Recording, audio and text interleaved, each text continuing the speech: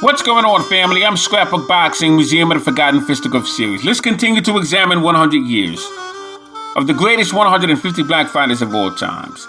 Now, we're taking a look at Alex Kid Gibbons. He was born in the U.S. Virgin Islands, December 26, 1898. He weighed 150 pounds and stood 5 foot 6 inches. He was a knockout artist, knocked out at least 70% of his men. And he had over 120 fights.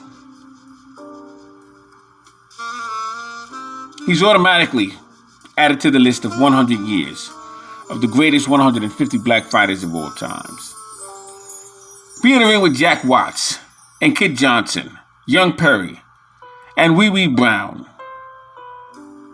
He would take on Roy Gans and Kid Walker, Doug Lane, and Young Molly. Young Jack Johnson and Harvey Robinson, Chief Halftown, and Jack Holland. These were the big names of his day. And he would average 7 to 10 big names each year. Very impressive. You don't know much of him, so you can't really judge him, unfortunately. He's not around in the books that will give you that information that is accurate. So shout out to Alex Kid Gibbons. He would be added to the list of 100 years of 150 greatest black fighters of all times.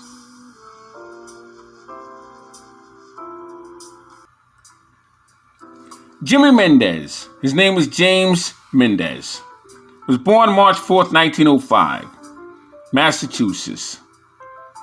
Weighed 175 pounds and he stood 6 foot 1 inch. Was Portuguese and American. And he would win a New England Amateur Lightweight Championship, the New England Light Heavyweight Championship. Let me stand corrected. And he was a remarkable fighter. He won 65% of his fights by knockout. Fought close to 110 fights. He was consistent. Fought an average of 10 to 15 times a year.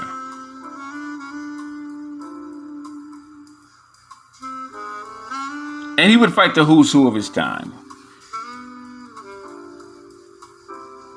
Perhaps his biggest win was against Al Walker. But then he'd be knocked out by Al Walker in 8 rounds, 1928. He would knock out Gypsy Daniels, who incidentally knocked out Max Schmeling in 1 round. But then Max Schmeling would come back and knock out Gypsy Daniels. Jimmy Mendez has been added to the list of 100 years of the greatest 150 black fighters of all times. Now, a lot of these fighters my grandfather and father have known. More or less my grandfather at this point. Seen him bouncing around in the gyms in Stillman's. Seen him at Sunnyside Garden. Seen him in Eastern Parkway Arena. Seen him in Broadway Arena. St. Nicholas Arena.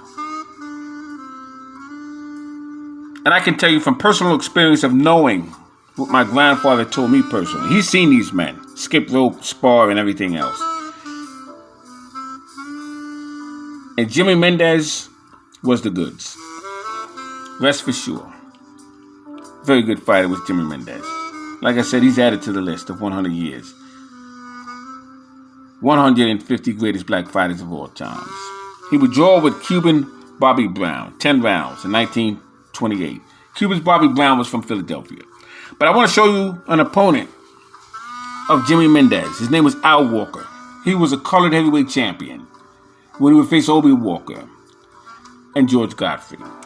Let's take a look at Al Walker, colored heavyweight champion of the world.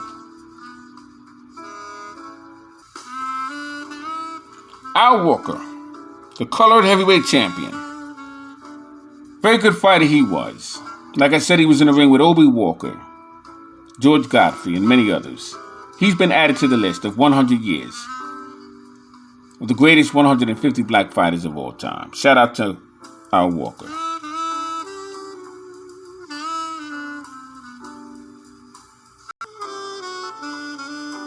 Atilio Sabatino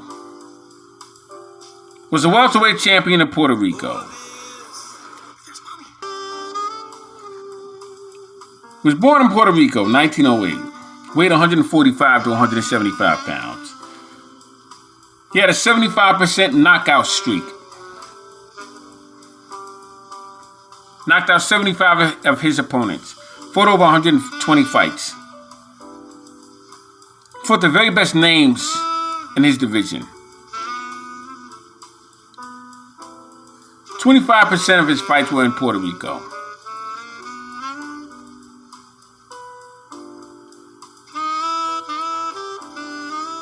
And that's all you can ask of a fighter.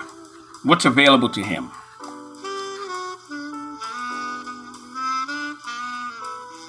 So I have to put Atilio Sabatino on this list. 100 years of the greatest 150 black fighters of all times. Shout out to Atilio Sabatino.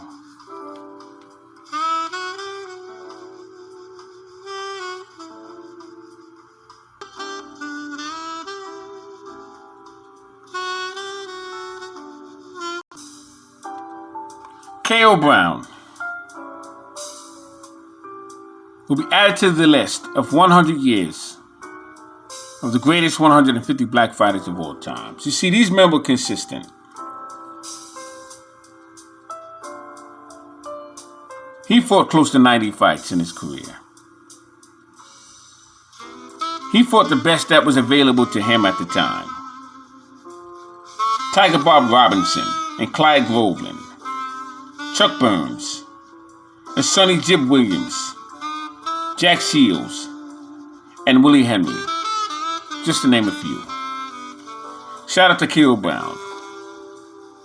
He's added to the list.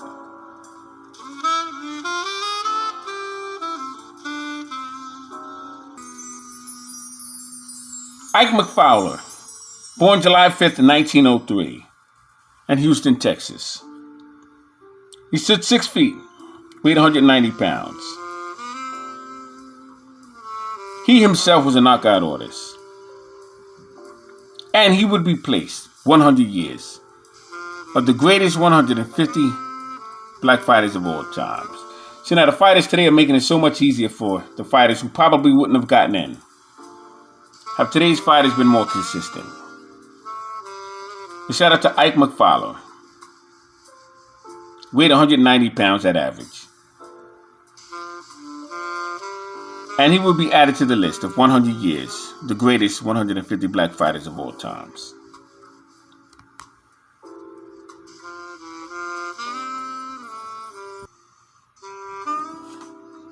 Jack Townsend. He was a phenomenal fighter. My dad used to talk about him all the time. And I found a great opportunity for him to be placed on this series, 100 Years, the greatest 150 black fighters of all times. I mean, Jack Townsend was in the ring with fighters such as George Owens and Rudy Wagner, Leonard Melby. Remember my dad talking about Carl Johnson and battling Shower. He was in the ring with George Godfrey, Roscoe Hall, Charlie Anderson, and battling Dennis. I'm going to place him on 100 Years, the greatest 150 black fighters of all times. Shout out to Jack Townsend.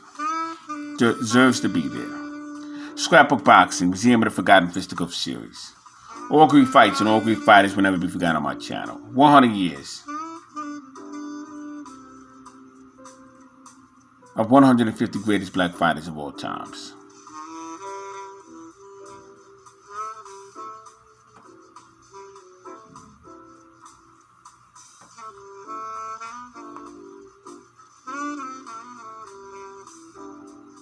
But yeah, he was a heavyweight with a powerful punch. Salute.